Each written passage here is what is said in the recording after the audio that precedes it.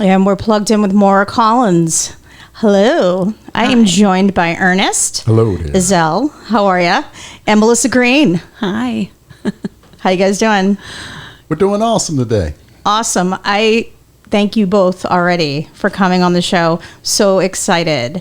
I thought about a good topic that I really wanted to have on the show, and parenting recovery. If I ever was to write a book, other than a memoir, because a biography has to be fiction, a memoir you can kind of tweak if you're in recovery.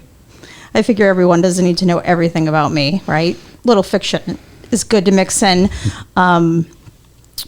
Would be a book on parenting recovery, because it's so important that parents that are, recovering, be active in their recovery and educate other people on what it's like to have children and balance that out with their recovery, because essentially you're staying clean, not just for you, but so that you're available for your children. And you two came to mind. Amazing parents in recovery that I personally call you both friends. So I just wanted to have you on the show and talk a little bit about parenting recovery. So let's start with you, Ernest. Okay. Give us a little background on what it's like to be a father and be in recovery a little bit. My journey began about 12 and a half years ago, and I have adult kids and then I have a toddler. My journey in recovery started with my adult kids seeing me out there and also seeing me come into recovery. My toddler has only known me as who I am today. So I'm blessed in that sense. But recovery in parenting and recovery today is much better than what it was previously, because I've had a lot of opportunity to actually work on myself and work on who I am as a person to be a better father for my son. I'm also a better father for my adult kids as well. Our relationship today is second to none. I have great relationships with all my kids, and it's been a blessing as a result of recovery. That's amazing. So how many years have you been in recovery? 12 and a half years. 12 and a half. Wow. 12 and a half years, yeah. That's awesome. Wouldn't trade it either. For sure, right? No, for sure. Are you going to have any more kids? I wasn't planning on it. I'm on the coming up on the golden years of my life, so I'm going when to do they enjoy, the toddler that I have. Yeah, I mean, we're honest on this show. It's not like What age does it end for you guys? It doesn't end for men. Oh, really? No. We can do lifetime. Must be nice. Wow, I didn't know that. So my choice would be with someone that can't have kids. That's a good preference. So Melissa, Yeah. talk to me about what it's like to be a mom, how many kids you have, how long you've been in recovery, a little backstory. I have 3 kids, and one of my children, I had her really young. So my parents and his parents brought her up, and she saw a lot of my active using, and we are close in age because I had her so young. Thank God she grew up to be like the polar opposite of what I was as her age. She's in college and she's doing really good. It's funny because I can still see the disease manifesting in her in other ways, but because of me, I know that she has chosen purposefully to not go a certain way, Mm-hmm. And then I have a 10-year-old and a 4-year-old, and as you know, my 4-year-old has special needs and she requires nursing at home. And then my 10-year-old, he actually has behavioral needs. So part of my recovery process has been also to focus on each one of my 2 youngest that are at home, their recovery process also, and whatever that is. So for Riley, it's therapies, it's treatment, it's getting good nurses, and it's training them. And with my son, he sees a therapist and he sees a psychiatrist. He is medicated. I got full custody of him, and I'm in the middle of still making that permanent. But for me, the hardest part of recovery and parenting was to understand what it meant when they said to put your recovery first. Because as a mother, I think instinctually we put our children first, even before ourselves. So when you tell us that, and we're leaving, to do homework and eat dinner at home so that I can go do what I need to for my recovery, it's really hard to understand what that looks like, because here we are, some of the guilt and shame kind of made me feel bad. And then I'm recovering and I have to do these things to keep it. And it again makes me feel guilty. You know what I mean? So knowing that what I'm doing for myself is the best for my children, and what that is supposed to look like has been like probably the biggest challenge for me. And once I started to really focus on my recovery first, everything else went into play and that guilt and shame went away. And I knew that when I disciplined my children, it's because I wanted the best for them, not because I didn't discipline them or held back on it because I felt guilty, you know what I mean? And I didn't want them to, have any more pain or suffering, Right. So how old that. were you when you had your first baby? 16. Wow. Yeah. So you were a teen mom. Yep. I was very young. I stayed in high school. I was pregnant in high school. It was a challenge. When I knew I was pregnant, I was able to finish high school really early. I actually went to get my GED and I scored so high that the school board allowed me to take my SATs and I scored high on that. So they let me walk early, young. And then I went to college and did 2 years of college and then started my addiction, basically. Wow. So I watched Teen Mom and Teen Mom OG, Teen Mom 2, all those Teen Mom shows, right? So I got addicted to that reality TV stuff of watching these teenagers have kids, go through addiction, go through all these different things like custody and divorces. And I've been watching this show for like a long time. So part of it was just being interested in what it was like to be a teen mom. That had to be such a major challenge. And to see some of them give their kids up for adoption or, go through divorce or a blended family, all those challenges that being a young parent, I can't even imagine that had to be like so tough on you. Yeah, for sure. It definitely set the role for. It gave me the feeling of I did love being a mother. I knew from a little girl from a young age that I was going to be a mother and I wanted to do that. I just didn't do it the right way. I didn't go about it the right way. And then, having this disease and having to treat it and having to be able to be that mom that I really want to be and that I know I can be really good at. So It's been a challenge, but it's worth it. I bet. It's nice to have somebody love you when you get home every night, no matter what, That unconditional love. Yeah. For sure. Ernest, how do you stay organized? Because I bet you're very routined in everything you do from just what I know of you. How do you keep all this balanced without feeling like, oh, I'm guilty because I'm participating too much in my recovery, or maybe I'm not doing enough recovery, I'm with my kids too much, I'm going to the gym too much, I'm doing this. How do you balance it out? I know for me personally that balance is a feeling inside. When I feel fearful or I'm not sure what to do, I'm being indecisive, I know that I'm off kilter a little bit. And in those moments, I recognize that, okay, I may need to participate a little bit more in my recovery. And during those times, fortunately, we have Zoom today, which allows us to be active in recovery without leaving the comfort of our own homes, which gives us an opportunity to parent and actually do recovery at the same time. I am one who don't typically take their child into meetings. The meetings are specifically for me. Not for my child. However, I've been in situations where as though I needed a meeting and my child was with me and they were going to go because it was more important for me to stay clean than to stranglehold or stand by the idea that I didn't want my kids in meetings. So my typical routine is I know what days that I have my son because I co-parent. I know what days I don't have my son. There's not normally anything going on in my life that to such a detriment that it forces me to have to be in meetings. So I balance it between when I have my son, I focus on him. and the days he's with his mom, I focus on my recovery. Now, there are means and ways for me to focus on recovery while I have my son. There are more tools than just going to meetings. Those other tools that I use are my sponsor, is prayer, my support network, which are friends that participate in recovery as well, because my kid goes to school.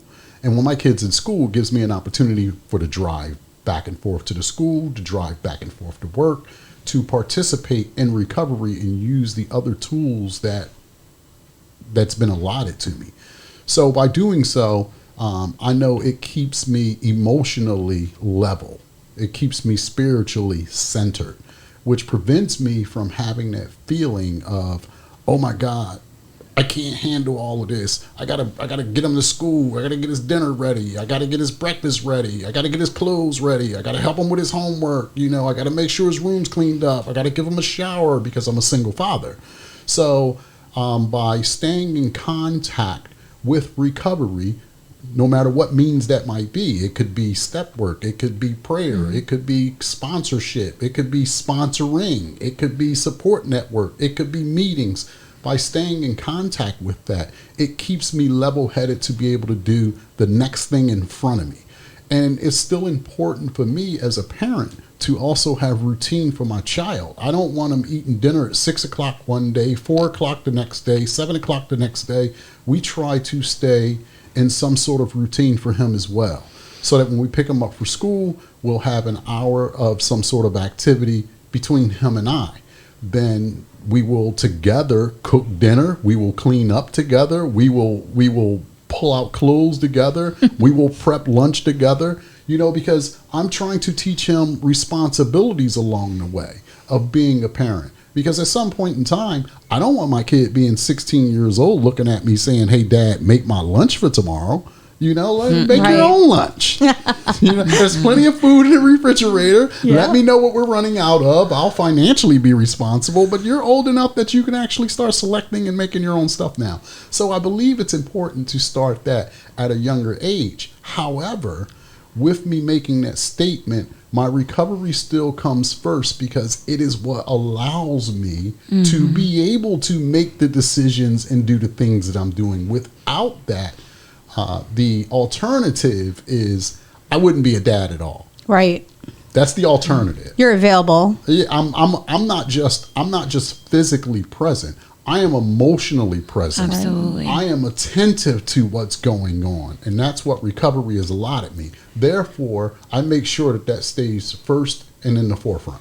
So that's helped you as far as having a routine when you go to bed at night. Like I know I have to be in bed by 10. Or I can't get up 6 in the morning and start my day. There is no Netflix until 2 o'clock in the morning when I know I got a kid that's going to be up by 6:30, 7 o'clock. That's not happening anymore. Not even on the weekend. No. We don't do that anymore. Right. So in your situation, Melissa, with having, a child that's really needs you, like having a disability and all that, what is your schedule like? Like, how do you keep it organized? I feel like for your birthday, I should get you some sort of assistant other than, I don't know how you figure it out.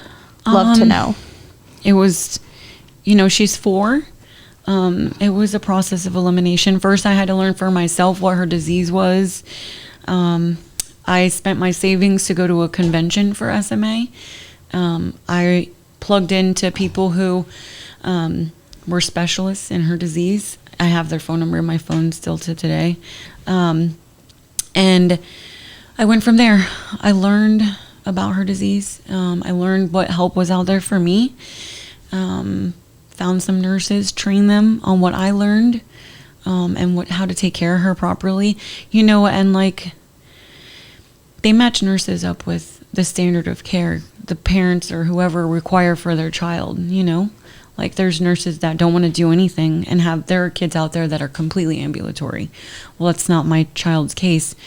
Her disease was supposed to be bad, but she's on a treatment that was FDA approved when she was 4 months old, and she had already been on it. It wasn't even FDA approved. And now they don't even have a prognosis for them, but 80% of them didn't make it past 2 years old, and she's 4. So her disease progressively was supposed to take her out, and she's progressively getting better and stronger. And mentally, she's totally normal. So she's very smart. She absorbs a lot of stuff and is my 10-year-old, my 4-year-old who can't communicate can communicate better than my 10-year-old who is verbal. So she's like a sponge, and she's sassy like a normal 4-year-old. Mm-hmm. So once I started getting some help by nurses, I had to learn how to, around her life and her schedule, how to take care of me, you know. And for a long time, I didn't understand that, and nor did I even know how to separate that. And when I lost myself a few times along that way and came back quickly, I quickly realized that without me, that she wouldn't have anybody to take care of her. Her father doesn't take care of her. He's intimidated by her disease, so he doesn't take her. Pretty much I'm the only one that she has that can take care of her, besides paid for nurses, you know what I mean? So I quickly come back, and each time I learn what I need to do differently, and I learn what to apply to take care of Melissa just a little bit more so that I can be strong enough so that I can take care of her for the rest of her life. You know what I mean? But it has been a process of elimination. And I've made quite a few mistakes, but I've come back really quickly, and I've gotten better and stronger every single time. And I don't take it for granted, because I'm on a lot of SMA Facebook forums, and I watch these children pass away all the time. And I know that their life is precious, and I don't take that for granted, not one bit. And because of her, because of my daughter Riley, I have learned to take my time and my moments with my other children not for granted either. Like, they're precious to me, and anything can happen to any one of my children at any moment. She just happens to have this that we know it's diagnosed, right? So all of these things, what I've done for my children, especially her, have motivated me to give myself that same treatment. Like, I got my cousin to drive me to this SMA conference. I didn't even have a license at the time. Spent my savings account, went to Magic Kingdom, learned this disease, came back and applied all of it to her. And like, I remember people telling me, Melissa, if you applied even a little bit of that to yourself in your life, like you would be like amazing. And so I started to do that. Like, I started to add meditation. I wake up an hour before any of my children are up, and I sit outside and I meditate and I pray and I talk to my higher power, and I start my day. And I have things organized every week. A certain day, I change her tubes, I sanitize her stuff. My son has a therapist he does on Zoom. After school, I spend time with my son. From 2 to 4, Riley takes a nap. So that's time with me and my son alone. He goes to his dad's every other weekend. That's when I spend quality time with Riley. The weekend that I do have him, I try to have them both together. But if I have a nurse, I take him out on his own too. So it's at one day at a time. I do the best that I can, and I give wherever my attention needs the most. He has bad days. She has bad days. I just spent the weekend at the hospital because her J-tube came out. And I just do what I have to do, literally minute by minute. I've learned that with her, I can't plan things sometimes, you know? I make plans and I hope for the best. But a big part of my position as her mother is what happens, and whatever needs to happen for her, I have to just do it. And my plans with my friends in recovery, you know, sometimes those have to be changed. Right. And when I get there, if I need a meeting, there's Zoom. Right. And I have people on the phone. And I'm allowed to feel however I want to feel, and it's okay. Right. You know what I mean? I love that. And I just take it one day at a time. I really do. Right. And in your case, one moment at a time. I was going to ask, you know, how hard is it to have a social life when, like, I'm a single mom too. You know, I have one child who's in Massachusetts with my parents. He's 15. He's in high school, finishing out school up north. You know, that was the best scenario for him. And then Michael's down here, and he's almost 13. So he cooks Easy Mac, and he can make SpaghettiOs at this point and make sandwiches for himself. He's very self-sufficient. You know, he knows the rules. If mama's not home, I have cameras set up, and I have, we have, he knows who to call because I have no family down here. He knows my sponsor. He knows who to call in the fellowship. That he knows, if mama's not here and I can't get a hold of her right this minute, other than my dad, who I co-parent with his dad down here, I can call this person, and they'll be there right away. Mm-hmm. So do you both have like a network in place for the kids other than your family, would you say? Like a backup plan? Like if you needed something or an emergency came up? I know for me personally, I have adult girls. So my only son has 3 other mothers, which are his sisters, and each one of them have access to my home. Sometimes I'll come home and items are missing because they came over there and went shopping through Dad's refrigerator. In any event, that's the type of kids I have. I don't know about you guys, but in any event, my son is aware of their phone numbers. He knows how to access my phone, dial out from my phone, and he's 4 years old, as well as them checking in on them. So I do have a contingency plan. If something does happen, it's him and I. So if something happens to me in the house, I want him to be able to handle himself. Mm-hmm. So we do have contingency plans in place. That's awesome. I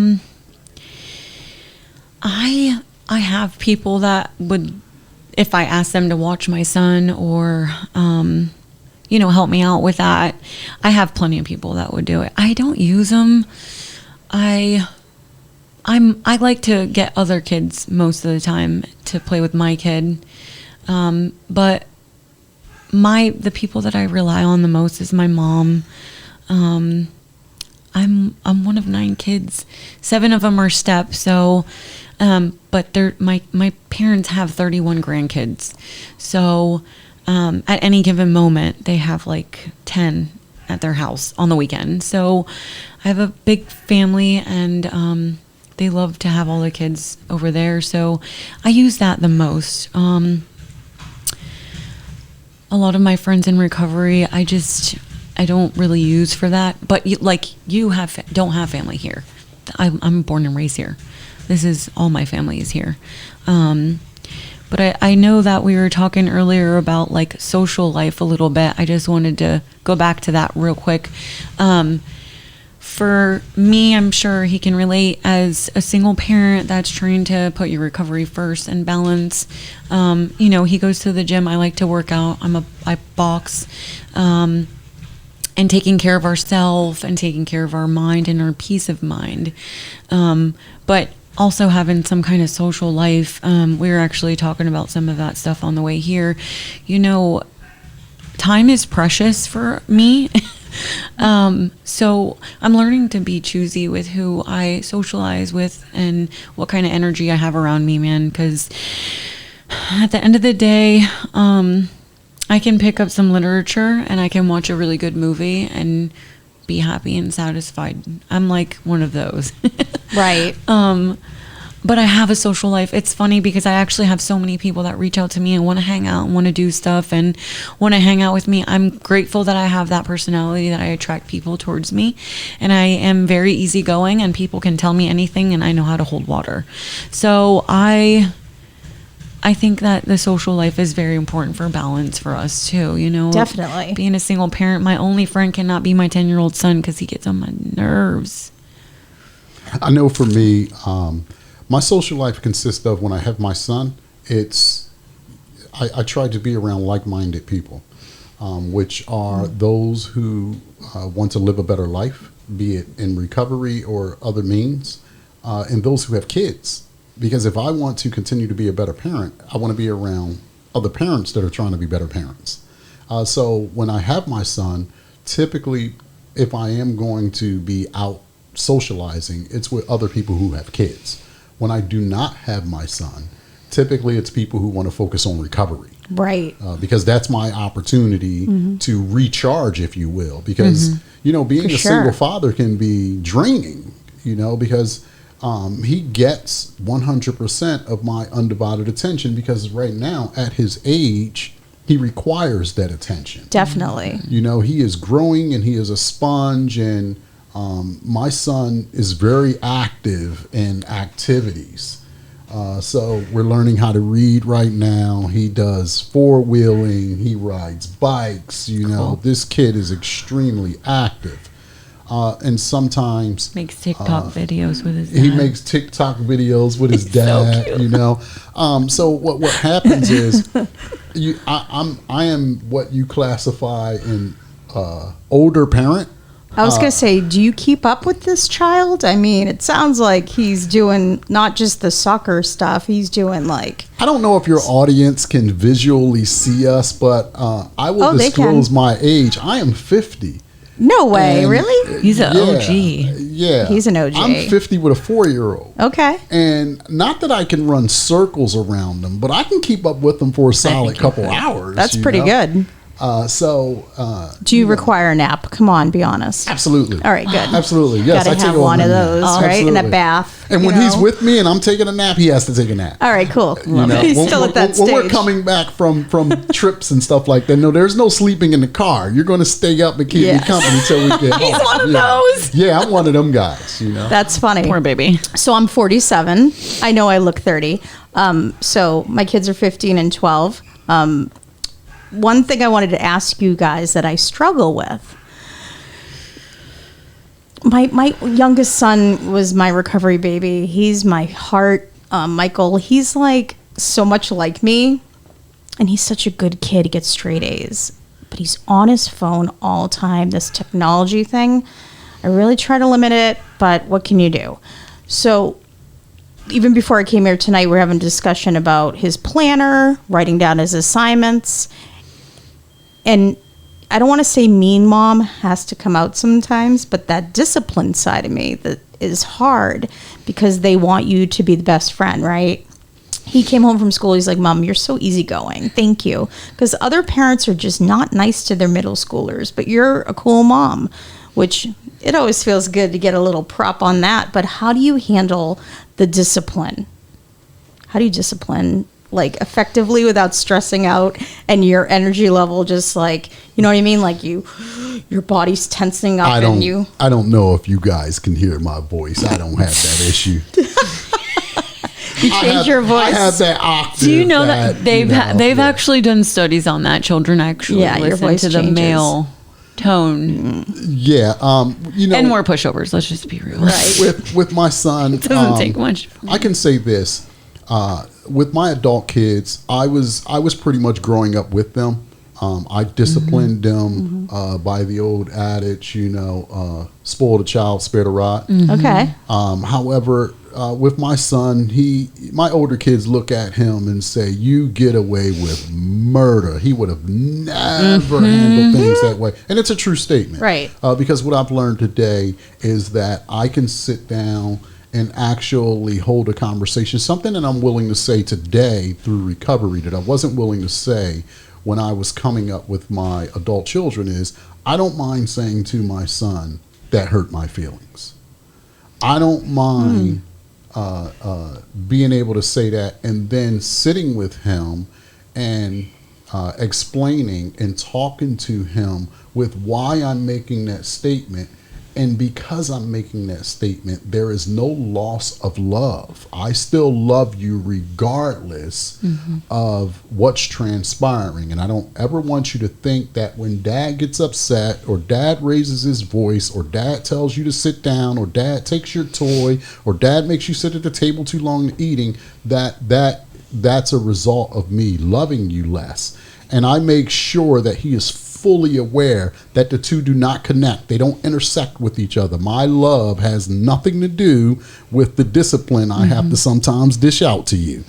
And because I have a lot more patience and a lot more understanding and I'm more in tune and I'm more available and I'm more aware, how I handle things today is from a place of love, from a place of recovery, not from a place of, you better do what I say because I'm your father. I brought you in this world. I'll take you out of it. No, until you're 18 to cry about. No. And they don't come with a manual. They don't, you know what I mean? Now everything's electronic. I've read the books that don't apply. Right. What about you, Melissa? Oh, boy, Ernest, you have a lot more recovery than I do. I can tell you that. So with my 10-year-old son, it's been a lot of work for me and him. And I've definitely like went off on him a couple times.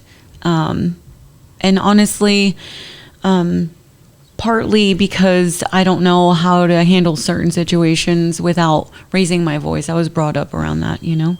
But I instantly felt guilty, and I instantly always, you know, when the situation calms down, I tell him, you know, I love you, right? Yeah, I know you love me, Mommy, you know, and he knows it hurts me probably just as much as it bothers him. But honestly, that's even getting a lot better. Like, I don't like to do that or be like that. I would rather be able to talk to you and you understand what I'm saying. You know, like, look me in the eyes. Let's talk about this. You agree with me that this is how it should be, right? So then let's do it. Let's work together. For him, the way it works for him, for when it comes to chores or homework or anything, it's we're in this together, right? Yeah, we're in this together. Whether it's chores, him doing homework even, it's a team thing. You know, we want Junior, I'm his mother, and we want Junior to be successful and not be a loser. You know what I mean? Like, Right.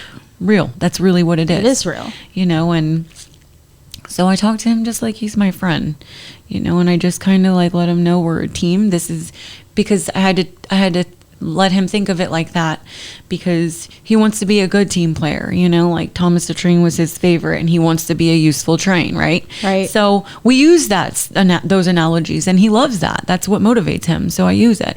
When it comes to Riley too, we're a team. If Riley needs something, two different things, I'll go get this, Junior, you go get her food bags. He knows right where everything is. He can do it. There's a lot of stuff he can do. And by next year or the year after that, he'll be the other person that can take care of Riley by himself, because he'll know what to do, you know, whether it's to contact somebody right away or he can suction her, which is the most of the part that we need to do the most. So it's a team thing, man. We all work together. This is our team. If I can jump in, sometimes I know that there is a struggle with, in recovery, we're taught to accept people for right where they are. And oftentimes, I personally can get confused between looking at my 4-year-old kid who's throwing a temper tantrum for no apparent reason and saying, I need to accept him for where he's at. And no, I need to parent him and discipline him because he's still a growing young man. And I have to make it a point to not get confused between saying to myself, I need to accept a 4-year-old where he's at, and he's actually still learning. Because I allow him to express himself, but I have to remind him that the household is not a democracy, it's an anarchy. Right. Right. There you go. We don't vote, and we I hear what you have to say, but we don't have even votes in the house. For sure. Right. So to comment off that, I make it seem like that with Michael. I say, you know, I'm your mom, and I sit him in the living room so it could be an equal playing field, right? And I say, I want you to be able to tell me anything, because I was always scared growing up in product of the 70s, 80s, to talk to my parents about certain things. I don't want my kids to feel like they can't talk to me, especially when drugs and alcohol is being brought into middle schools now, like even younger and younger. I want my kids to be able to know that I'm an addict that's recovering, and it's okay to talk to me about sex and relationships and all that stuff that I was so scared I wouldn't tell my parents. But the thing is, when I do feel like I do a good parenting tactic or it works, I call my mom and dad on the phone, usually my mom, because I talk to her quite a bit, and I say, Mom, thanks, and she'll be like, for what? I said, I just used that, you know, that electricity thing that you pulled on me back in 1982. It still works solid. Like, Mom, I really appreciate what you did for me, because I feel like kids are a product of their parents, and to give them the respect of saying thank you. You know, because I grew up in a great house, a great family, and became an addict in college, you know, a little later than kids now are getting clean. I spoke Friday night, and this girl came up to me and told me she was 13 at a 12-step meeting. So that's very young. How do you guys think that you're going to deal with those sort of addiction questions, do your kids know that you're in recovery? My adult kids are fully aware that I'm in recovery. They understand that who I am today, for whatever recovery is doing, I am a better person today than I was when they were seeing me actively using. They have connected with other kids in recovery whose parents experience the same thing they have, so it gave them a place and a platform to be able to express something that they were incapable of expressing when I was actively using. Because at one point in time, when I was actively using and dad wasn't home and dad was always gone, they didn't understand why, and mom was making up stories for dad, and they didn't have anyone to express that to. But now that we were able to connect with other kids in recovery, they're able to release some of that and heal from some of that. My 4-year-old, Right. He's never seen me use. He only see the dad that it is today. I just kind of treat it that way until the questions come. All right. Yeah. About you, Melissa? With Junior, he's 10, he's kind of in his own world still though. And I like that. He sometimes he complains about meetings, but I remember explaining to him, Mommy needs to go to meetings. And once I said it to him, when I say it with a serious tone, and he knows that I'm serious about it, he doesn't even gripe one more time, because he knows when my tone changes what I mean, So I have no fear in bringing him to meetings. I actually grew up in the meetings. My dad has 1987, 33 years clean. Wow. So I grew up in the meetings, literally. I don't believe that's why I did what I did or didn't do. So I think knowledge is power, and I feel like if they understand, maybe they can actually counteract it before, That's awesome. I feel like there's so many other things that I want to talk about with you guys. I have so many topics around this topic that we might have to revisit this topic again. Would you guys be open to coming back a part two? I most certainly would be. Because there's a lot more. yeah. I want to dive into how you feel about relapse and how you feel about blended families and all these other topics. Okay. But if you each could give a hope shot to someone that's maybe not in recovery, that is struggling and has children and is scared, say DCF is coming, or maybe somebody's watching this who has grandchildren and they want to help their kids, get clean or whatnot. Is there just a quick hope shot that you would give, a little message of hope? What I would say is, don't justify not putting your recovery first, no matter what, because it's so easy to justify when you're a parent. There's so many things we need to do as a parent. So there's so many excuses for not putting our recovery first, whatever that looks like. So my hope shot would be, don't let those justifications come in between putting your recovery first, because it will all come together. I know that. It worked for me. I just had to have that hope myself, So That's great. The only thing I can offer is I came from the streets, and I used for a very long time and thought that it would never end. I came into recovery, and the kids that didn't respect me and the kids that didn't want to be near me, they didn't want to be around me, as a result of recovery, today I have relationships with my kids that are second to none. Recovery offers all things.